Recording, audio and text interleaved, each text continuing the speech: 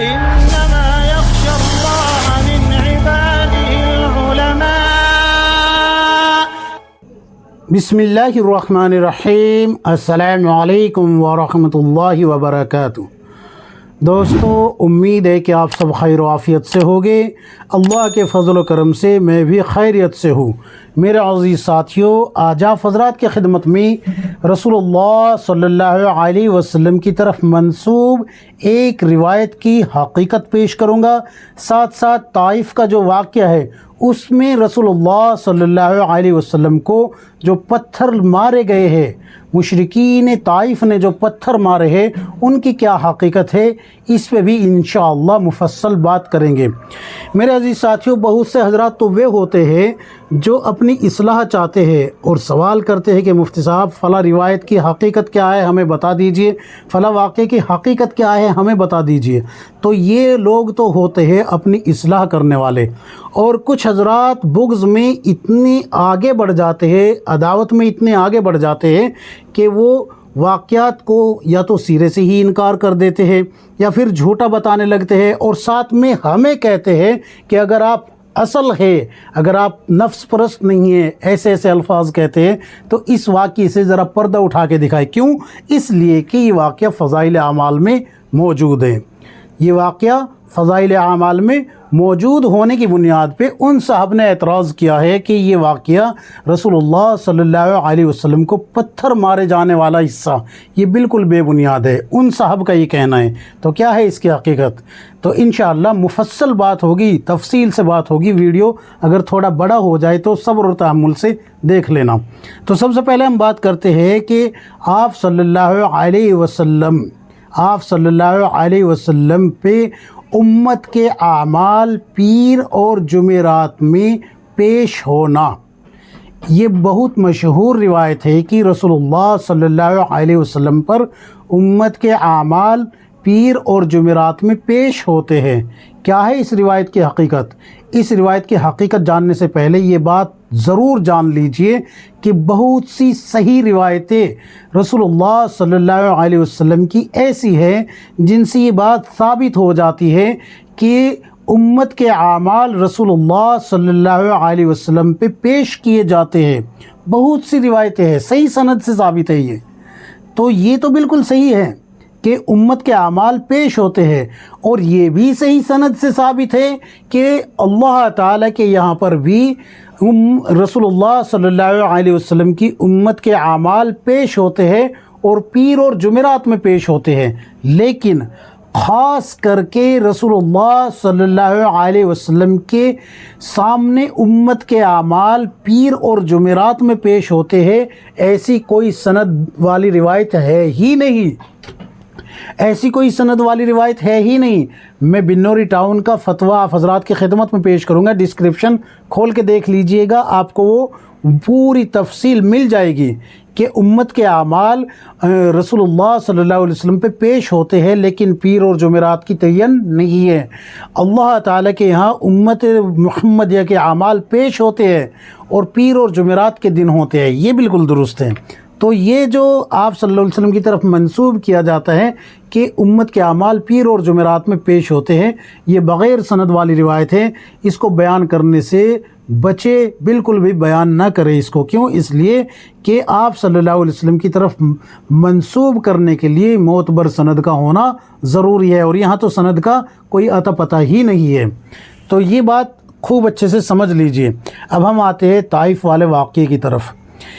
طائف کا مشہور واقعہ ہے، کسی سے کوئی ڈھکا چھپا ہوا نہیں ہے، کہ نبوت ملنے کے 10ویں سال جناب ابو طالب کا انتقال ہونے کے بعد، حضرت خدیجہ رضی اللہ عنہ کا دنیا سے پردہ فرمانے کے بعد، آپ صلی اللہ علیہ وسلم مکہ میں 10 سال تک دعوت دیتے رہے.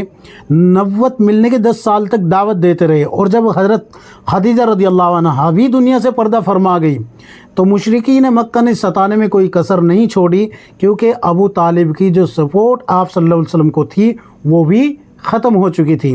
تو آپ صلی اللہ علیہ وسلم نبوت کے 10ویں سال طائف تشریف لے جاتے ہیں کہ یہاں جو قبیلہ بنو ثقیف ہے اس کی جو جماعت ہے وہ بڑی جماعت ہے، اگر وہ اسلام قبول کر لے تو اسلام کو طاقت اور قوت مل جائے گی.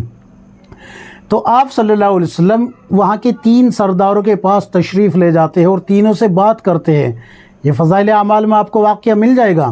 جب تینوں سے بات کرتے ہیں تو تینوں آپ صلی اللہ علیہ وسلم کی بات کا انکار کر دیتے ہیں، اسلام کا انکار کر دیتے ہیں، ماننے سے انکار کر دیتے ہیں. تفصیل تو یہی ہے.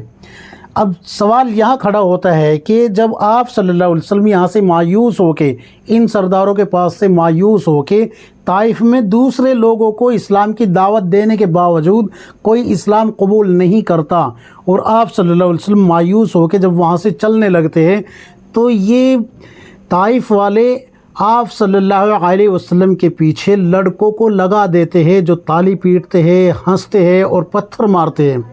تو یہ فضائل اعمال میں آپ کو واقعہ مل جائے گا. اس پہ اس صاحب نے اعتراض کیا ہے کہ یہ واقعہ بے بنیاد ہے. یہ جو پتھر مارے جانے والا اور لڑکوں کا ہنسنا اور تالیاں پیٹنا یہ بے بنیاد ہے، جبکہ یہی اصل واقعہ ہے. یہ طائف کا سارا واقعہ ہی اصل ہے. آپ جو ہے بخاری شریف کھول کے دیکھیں گے، اختصار کے ساتھ آپ کو روایت مل جائے گی. حضرت عائشہ رضی اللہ عنہ نے خود پوچھا ہے، یا رسول اللہ آپ پہ جو ہے جو غزوہ بدر ہوا ہے اس سے زیادہ سخت بھی کوئی دن گزرا ہے، یا غزوہ احد ہوا ہے اس سے زیادہ بھی کوئی سخت دن گزرا ہے؟ دونوں میں سے ایک غزوے کا ذکر ہے. تو آپ صلی اللہ علیہ وسلم خود فرما رہے ہیں کہ طائف کا جو واقعہ ہے، طائف کا جو سفر ہے وہ اس سے بھی زیادہ سخت ہے. تو کس بنیاد پہ؟ اگر یہاں پر آپ صلی اللہ علیہ وسلم کو ستایا نہیں گیا تو پھر کس بنیاد پہ جو ہے آپ صلی اللہ علیہ وسلم پہ یہ سفر اتنا سخت گزرا ہے؟ حضرت عائشہ رضی اللہ عنہ خود پوچھ رہی ہے رسول اللہ صلی اللہ علیہ وسلم سے. بخاری شریف کھول کے دیکھیں، مسلم شریف میں بھی اختصار کے ساتھ یہ واقعہ لکھا ہوا ہے.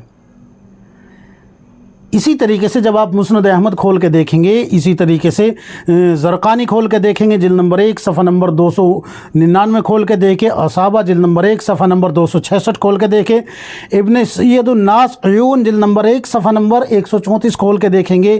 اسی طریقے سے ابن کثیر جلد نمبر 3 صفحہ نمبر 346 کھول کے دیکھیں، طبری تاریخ اسلام الملوک ابن ہشام سیرت النبی جلد نمبر 1 صفحہ نمبر 146 کھول کے دیکھیں. اسی طریقے سے ابن حجر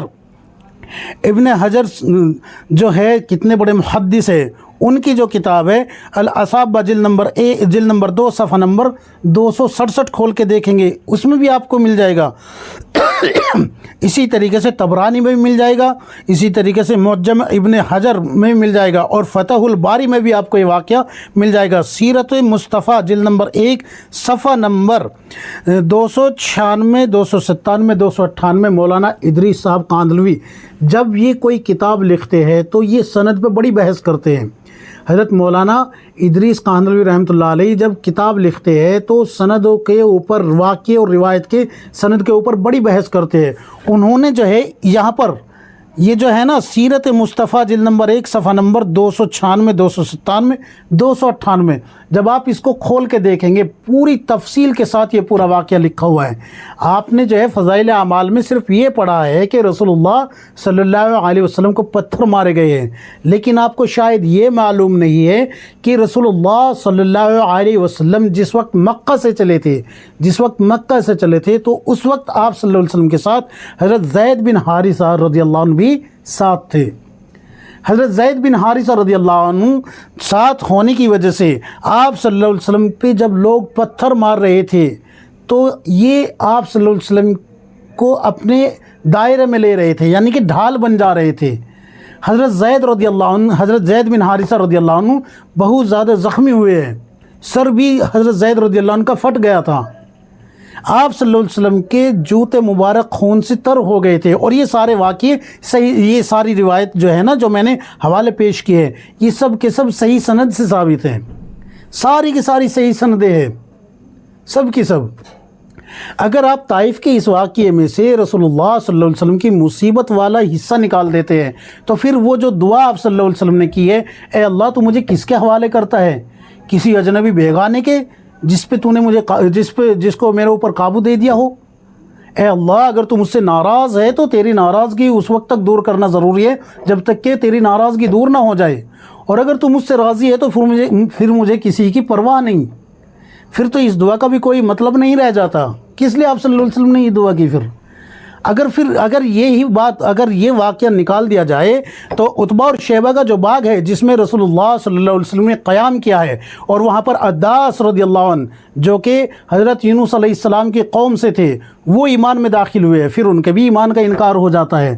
اگر اس واقعے کو نکال دیا جاتا ہے تو جو جنات کی جو جماعت ہے آپ صلی اللہ علیہ وسلم پہ ایمان لے کے آئی ہے، پھر ان کے بھی ایمان کا انکار ہو جاتا ہے۔ بہت سارا نظام بگڑ جاتا ہے شریعت کا اس واقعے میں سے اگر اس کو نکال دیا جائے۔ آپ جس کتاب کا حوالہ دے رہے ہیں کہ اس میں جو ہے بالکل اس طریقے سے لکھا ہے، تو ہم اتنے حوالے کے ساتھ اور صحیح سند سے آپ کو یہ پیش کر رہے ہیں۔ کتاب اٹھا کے دیکھ لیجئے جتنے میں نے حوالے دیے ہیں، بخاری اور مسلم آپ کھول کے دیکھیں گے اس میں بھی یہ مل جائے گا۔ آپ تو بخاری اور مسلم کی بھی بات نہیں مان رہے۔ حضرت عائشہ رضی اللہ عنہ نے پوچھا ہے، یا رسول اللہ کیا آپ پہ اس وقت سے بھی زیادہ کوئی سخت وقت گزرا ہے؟ آپ صلی اللہ علیہ وسلم طائف کا ذکر کر رہے ہیں۔ تو اگر آپ جو ہے اس ساری چیز کو ہی یہ کہہ دیتے ہیں کہ بھئی نہیں، اس میں رسول اللہ صلی اللہ علیہ وسلم کو ستانے والا واقعہ بالکل درست نہیں ہے، تو پھر جو ہے آپ پورے واقعے کا انکار کر رہے ہیں۔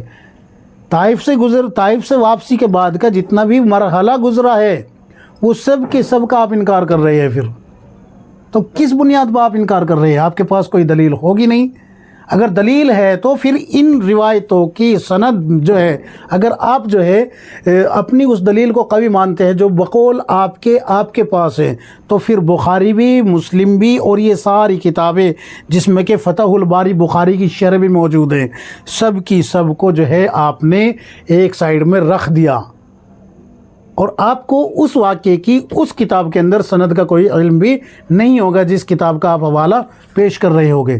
میں کہتا ہوں آپ ان کتابوں کو پڑھیں اور اس کتاب کو پڑھیں، بخاری بھی لے لیجئے، مسلم بھی لے لیجئے، اور یہ ساری کتابیں لے لیجئے، پھر بھی آپ جو ہے اس واقعے کو جھوٹا ثابت نہیں کر پائیں گے۔